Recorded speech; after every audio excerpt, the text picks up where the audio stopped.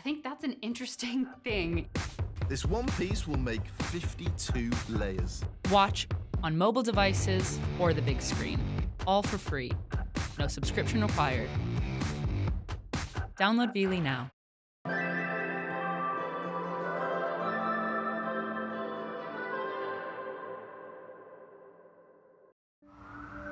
After 2 weeks, my team and I are back in Milton Keynes University Hospital. When we left, staff were in the early stages of the fight against the COVID-19 pandemic. I want to find out if our NHS heroes are winning or losing the battle against a virus that is still killing hundreds of us every day.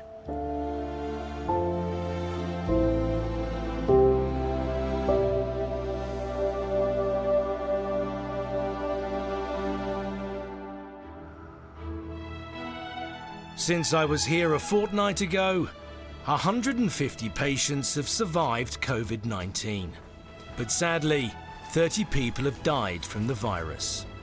However, the executive directors of Milton Keynes University Hospital Trust feared it would be even worse. I've been allowed to join them for the Goal Group's latest situation report. Morning, everyone.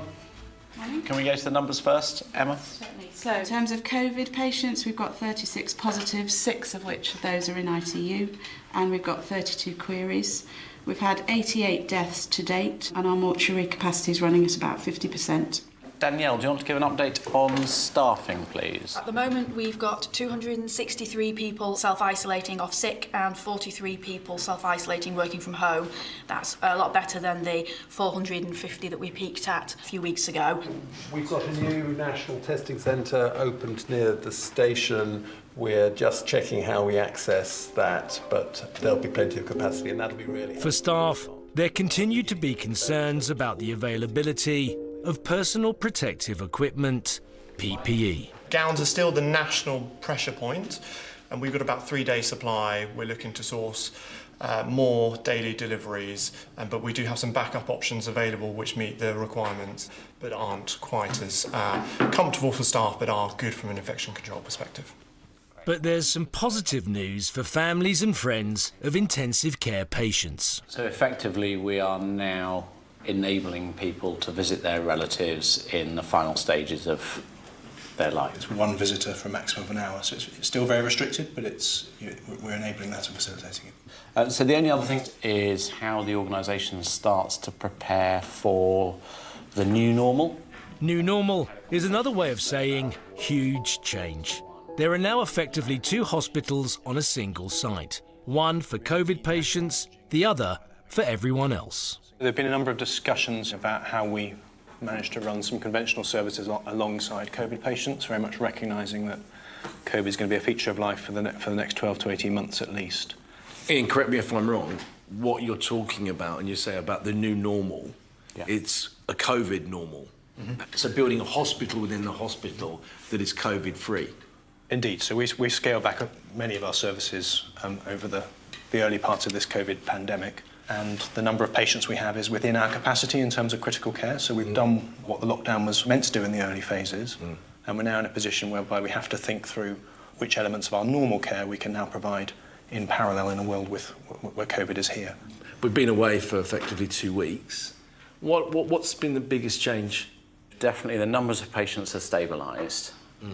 I think the other big change that I've seen is how the organisation now is managing this. The COVID situation on wards, in clinical areas, how staff have changed their working practices has become the new normal.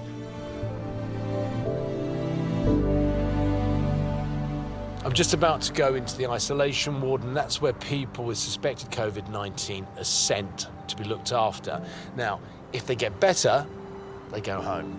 But sadly, if they deteriorate, then they're sent to the intensive care unit. Until 6 weeks ago, this was a general surgery ward for operations like hip and knee replacements. Now, all that's changed. So mask first? Yeah. In return for their protective equipment, we've handed over our own kit to help maintain supplies. Patients come here as potential COVID sufferers. How do patients react to seeing you in PPE? Patients who have got some cognitive issues do struggle. I smile all the time at patients, but they can't see that. They can't even see it, and it doesn't even seem to reach your eyes. Your eyes don't smile. And where are we going to go first? We're going in to see John. John has been here a week after reporting COVID-19 symptoms. He's had a series of tests. Hi, John. Hello, John. And he's just been given the all clear. Oh, excellent. Yeah. So this is Ross. Hi, Ross. How you doing, John? Very well, thank you, guys. Good to talk It's to an you. awful lot better than I was on Saturday. Really? The relief is amazing. I'm going home soon, but these guys have to put their life on the line yet again. No words in the world could possibly ever sort of thank you guys enough. Oh, John. You know, for all the help. The reward enough is to see you leave here. It really is. Yeah, but to be honest and truthful with you, I'd never be able to thank you enough. It's all right. I'd really never be able to thank you enough. It's all right. You're going home. It's brilliant. I know, but people out there forget there are people leaving hospital well, Yeah. alive. Yeah. There's people living, and it's all because of you guys. Oh. So please keep up the good work. We will. We will. And that work never stops, with surgery nurses reassigned to COVID wards, and with that comes extra pressure. How did you feel, Hannah, when someone said, we want you to work in a COVID-19 isolation ward? Terrified. Absolutely. Really? Yeah, because COVID is so unknown anyway, let alone looking after Yeah. COVID patients. Yeah. And we'd never experienced anything like this. No. But that feels like a long time ago now. We're more used to the routine of looking after these kind of patients now rather than our normal surgical. But you are still putting yourselves at enormous personal risk, aren't you? Yes. Yeah. Yes. I mean... But I don't think of that. No, We're just yeah. coming to work. Exactly. Yeah. Yeah. Because we're all in 100%. this together, aren't we? We're Exactly. all facing the unknown. And we're all petrified. So we can be petrified together. And from those who've witnessed the worst, there's a direct message. Until you actually see somebody passing away with this awful, awful disease, that is when you start to understand. And when you see somebody younger than you gasping for air, anyone it can happen to. Nobody is immune to this. So please, please, wash your hands, especially if you cough, sneeze. Please keep your distance and just stay at home. When you can, just stay at home, keep your distance. I'm just about to go and talk to Derek. He's 82 years old and he's COVID positive. Derek, sir. Pleasure to meet you. Pleasure to meet you too. Derek's been here for 4 weeks after falling ill without warning. My family was told not to hold out much hope. Really? Yeah, here I am now, you know. So how do you feel now in terms of that? You've been Lucky to be brink. alive. Grateful to all the staff, you know. And when you think about the amount of people that have passed on, I just feel damn lucky to be alive. I mean, I've got great grandkids. You know, you think about them and you got to live for them. The worst time was when I realised I might never have seen any of them again. And the best time was really realising that I'd got through it and that, in a few weeks' time, we'll all be back together again. God willing. Thank you, Derek. For senior sister Caroline, who joined the NHS aged 18, heading the COVID isolation ward has been the biggest challenge of her career. I didn't think I was the natural choice originally because of my background being in surgery and orthopaedics, and I thought, how on earth am I going to manage this? But nursing is nursing, and taking patients' temperatures and blood pressures and general patient care is pretty standard. You get that nursey feeling of, he's not right, I don't like what I'm seeing, and so you can escalate things quite quickly. You're making more than the sacrifice of exposing yourself to COVID. Yeah. You haven't been home in a long time, have you, No, Caroline? I haven't. No, I haven't been home in 3 weeks. I'm shielding my husband because of his health issues. But there are and so leading many the other team. people just like you. Yeah. You're an incredible bunch. You are. Everyone and everything at this hospital is having to adapt to this new world. With visiting so restricted, hundreds of letters have started to arrive daily. The team that usually deals with complaints now handles this mountain of mail.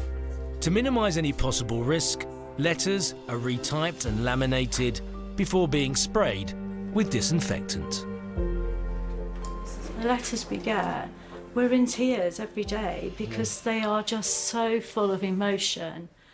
And probably things that people are saying on those letters that they wouldn't say face-to-face in any case as well. We're getting people write poems, some people send prayers, scriptures, or just letters on what the grandchildren are doing.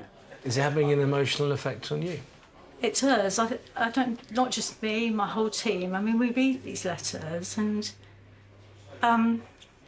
we've all been through that, haven't we, where a loved one's died. And I can't imagine that. I can't imagine me being in that position and not seeing my loved ones, so I can't. So this means a lot. Thanks. Sorry, Ginny.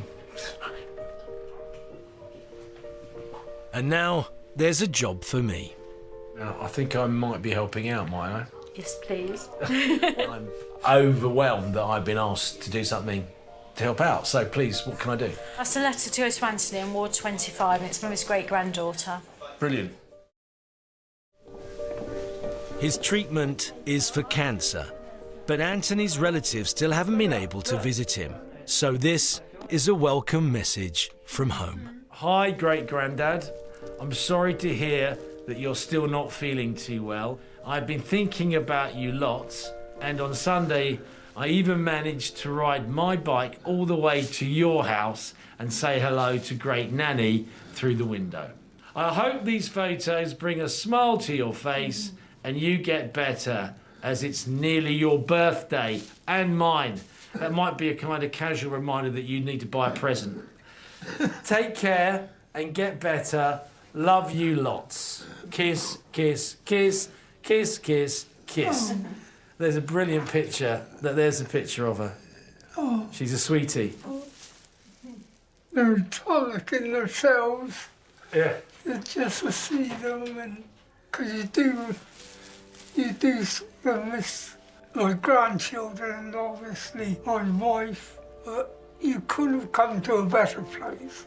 Just nurses, doctors are absolutely magnificent. I've been given the privilege of seeing how the NHS Frontline is coping with the COVID-19 crisis, filming with doctors, nurses and staff at Milton Keynes University Hospital Trust. And I'm about to see one very unusual member of the team. He's Sim Man, short for Simulation Man, a life-size replica of a patient. He's incredibly realistic. He can breathe, he can blink, he can cough. He blinks and coughs. Today, Sim Man is a seriously ill COVID patient about to go on a ventilator. He'll be sedated and have a tube inserted down his throat to deliver high-pressure oxygen to his damaged lungs, a procedure known as intubation. So he's intubated now, He's intubated now. And then what's the next step? Put him onto a ventilator. So that's the machine that does the breathing for our patients. We'll secure the tube in place, so we'll tie the tube to make sure it doesn't move. Full protective equipment prepares NHS staff for the real thing and would act as a shield against the virus. How different is it under COVID-19 in terms of intubation? We change certain things, like we clamp the breathing tube before changing the ventilation. Is that to stop any blowback? To stop any blowback at the breathing tube, absolutely. We know the virus is minute, incredibly minute. It's quite weird seeing his chest go up and down, isn't it? I mean, it is. But it is effective because that's what you'd be looking at. Absolutely. When a COVID patient goes on a ventilator, all other options have failed. We tend to do it as a last resort, but we often our treatment options at this stage are limited, and the patients aren't getting enough oxygen. Because if they don't go on a ventilator, they'll die. Absolutely. 2 weeks ago, I was allowed to film inside intensive care. So this is typical. We have a patient on a monitor, the ventilator, and this machine is a dialysis machine. The patient is very, very unwell. The team here are constantly learning about COVID-19 and the effect ventilators are having on some patients. The consultant in charge is Dr. Hamid Manji. I think ventilators can work because some people do survive.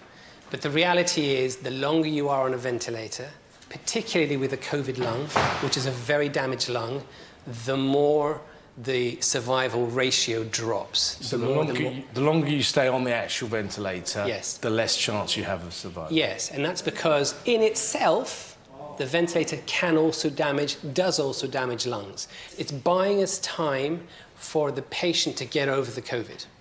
So the ventilation itself is not a natural thing. The pressure damage causes an inflammation in the lungs. That's on top of the inflammation that the COVID is causing, and that's on top of the inflammation that the body is causing while it tries to fight COVID.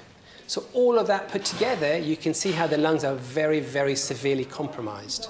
And also we've learned if other organs fail, like the heart or the kidneys, on top of the lung failure, the mortality rises to about 90%. So ventilation essentially is keeping some people alive, yes, and it is turning the corner for some, yes, but for others, it's not helping. So.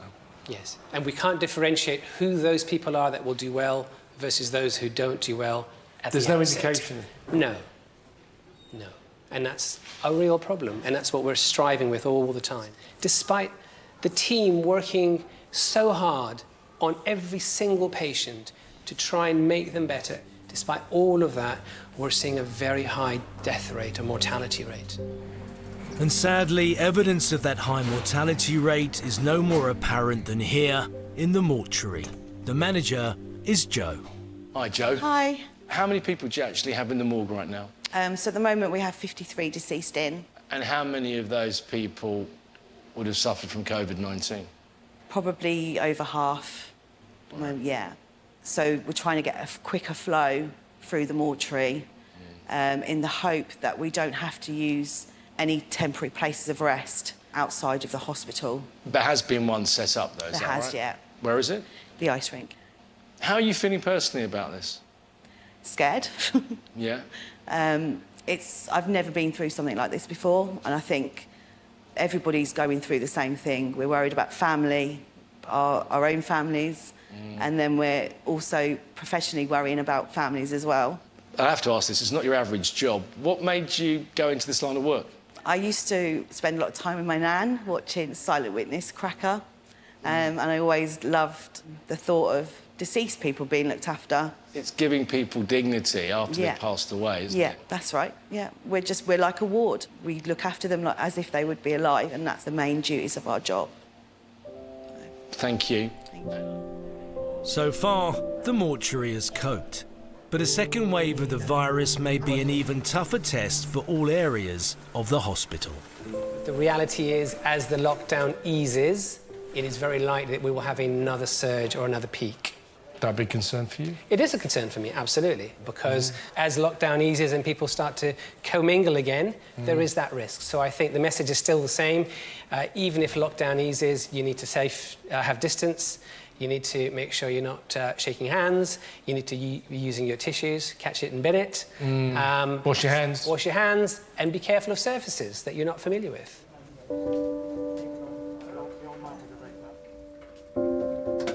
Last time that we were here, a very brave man called Paul Breeze, who had been a serviceman all his life, asked us to film him so we could show the public just how cruel COVID-19 is. A fighter, sadly to the end, he lost that fight yesterday afternoon, and he died, as many have. But I just want to say a huge thanks to him for being so brave and allowing us to show the impact of this awful virus.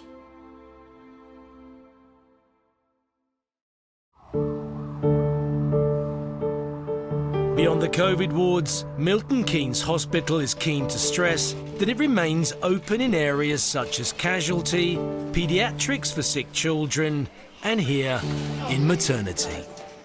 You know, as a father, coming into a maternity ward just brings back lots and lots of memories, the memories you never forget.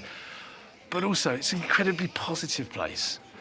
You know, sadly, many people have lost their lives here recently, but there's also been 350 new human beings produced, and that's a positive. I'm really looking forward to meeting the lady. Let's have a chat. How are you? Good, thank you. Oh, she's just finished, sorry. It's okay. Is this your first? It is, yeah. Little Neve joined us on Sunday. So, did you ever envisage the fact that you would have a baby during a pandemic? No, don't think we were expecting that, no. Were you worried about coming into hospital? Yeah, definitely. And the lead up, it's made midwife appointments different. Some of them have had to be maybe over the phone first, so yeah, difficult time, but we've been Look at her little face. well looked after, haven't we, Neve? You got some stories to tell her now, haven't you, when she gets older? Yeah, I've been keeping a diary for the last 3 weeks on the run-up, just to kind of document what's been going on while I've been pregnant, so hopefully I can give it to her when she's older.